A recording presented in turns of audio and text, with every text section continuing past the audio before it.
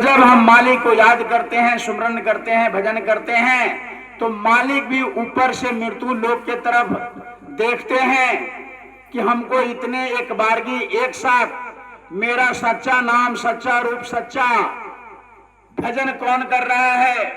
क्योंकि बिना नाम का उस मालिक का दर्शन दीदार नहीं हो सकता। जैसे इस गांव में अगर किसी आदमी को हमसे मिलना या हमको उनसे मिलना है तो सबसे पहले उस आदमी का क्या पता करना पड़ेगा? नाम पता करना पड़ेगा। उस आदमी का नाम जैसे हम जानेंगे, गांव में जाएंगे और लोगों से पूछेंगे कि फलाने अमुक आदमी से हमको मिलना है, गांव के लोग बता देंगे कि वो फलाने उनका घर है फलाने जगह। ठीक उसी तरीके से महापुरुष संत वो नाम देते हैं और जैसे नाम हम लेते हैं सारे देवी देवता अपने स्थान से उस मालिक तक पहुंचाने का जो मंडल बना है, सारे मंडल के धनी अपना रास्ता छोड़ते चले जाते हैं और साधक बढ़ते बढ़ते बढ़ते बढ़ते बढ़ते उस मालिक के दरबार में पहुंच जाते हैं जहां से आत्मा आई होती है। प्रेमियों, संत इसीलिए आते हैं, उनका कहना ही होता है कि हम आए वही देश से जहां तुम्हारो धाम और तुमको घर पहुंचाना एक हमारो का। महापुरुषों का, संतों का, महात्माओं का मात्र एक सूत्री कार्यक्रम प्रेमियों होता है।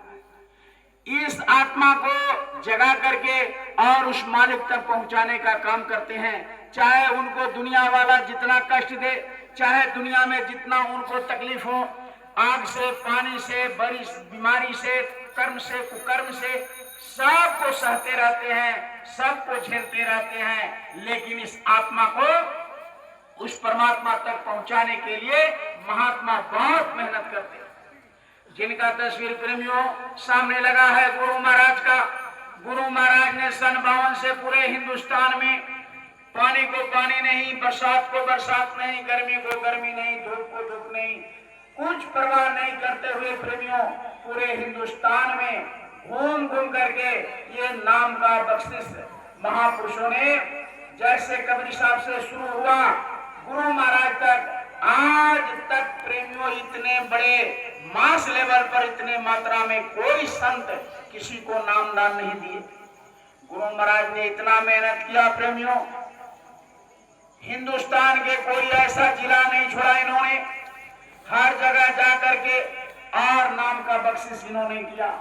कहा कि यही नाम है, इसी नाम को पकड़ करके आत्मा इस धरती पर धराधाम पर आई है और इसी नाम को पकड़ करके फिर से आत्मा अपने लोक को, अपने मंडल को, अपने धाम को जाए। जहां जाने के बाद प्रेमियों कभी इस धरती पर आना नहीं पड़ता है, कभी यहाँ फिर से मृत्यु लोक में आना नहीं पड़ता है। बहुत बड़ा सौभाग्य है आज इस बथना ग्राम का, इस जगह का भी आज बहुत बड़ा सौभाग्य है और इसमें जितने हम सब प्रेमी भाग ले रहे हैं बहुत बड़ा अहोभाग्य है।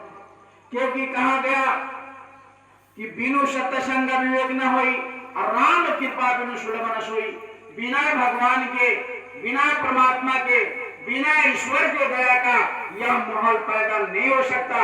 और सा कार्यक्रम चाहे जितना मिल जाएगा, लेकिन यह अध्यात्म का माहौल बिना महापुरुषों के दया कृपा कभी। इसलिए इतनी बड़ी कृपा दया आज इस बथना ग्राम का है। इतना अच्छा माहौल उस मालिक के दरबार का लगा हुआ है। इसलिए प्रेमियों आप आपसे आग्रह करेंगे, जो लोग यहाँ नहीं पहुंच सके, अपने घर से, अपने दरवाजे से, अपने चौकी से, अपने कुर्सी पर, अपने छत पर, अपने रूम में आराम से बैठ करके एक एक वचन को प्रेमियों सुनिएगा कि क्या देखना चाहिए, क्या देखने लगे, क्या सोचना चाहिए, क्या सोचने लगे, कहाँ जाना चाहिए, कहाँ जाने लगे।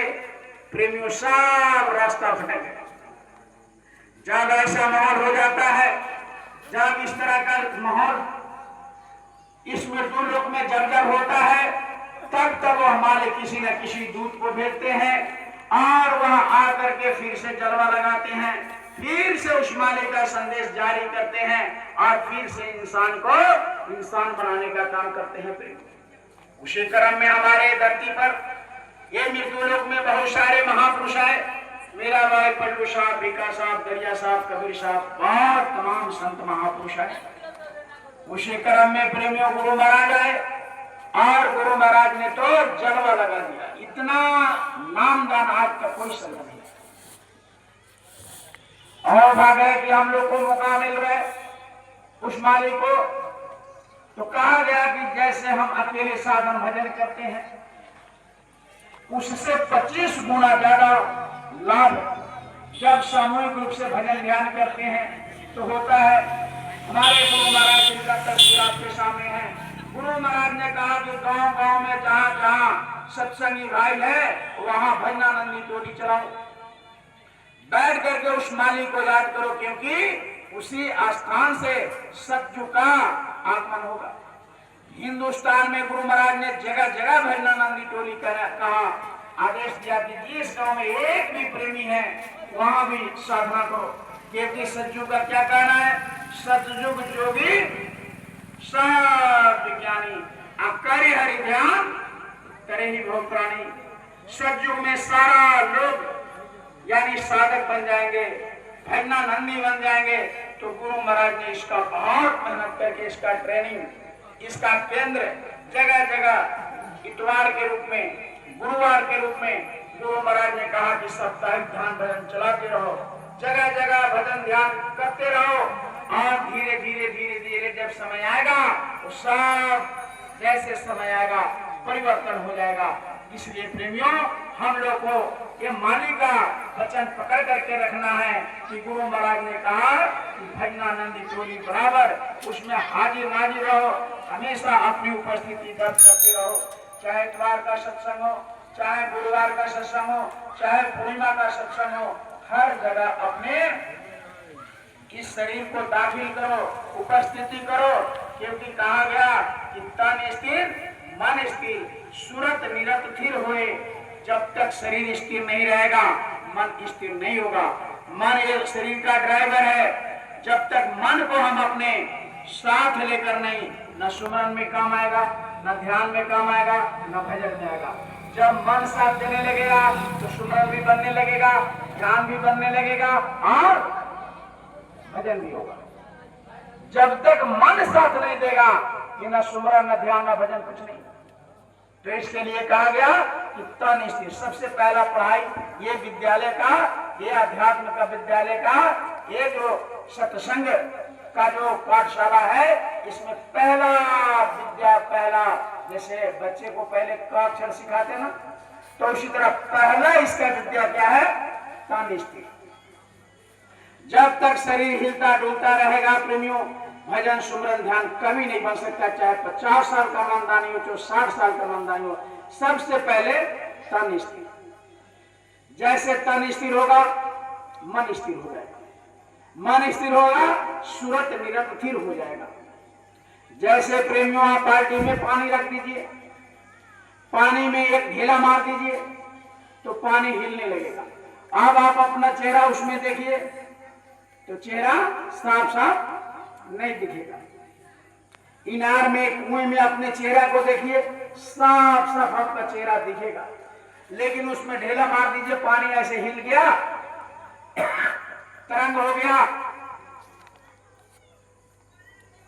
पानी में तरंग हिल गया, पानी ऐसे।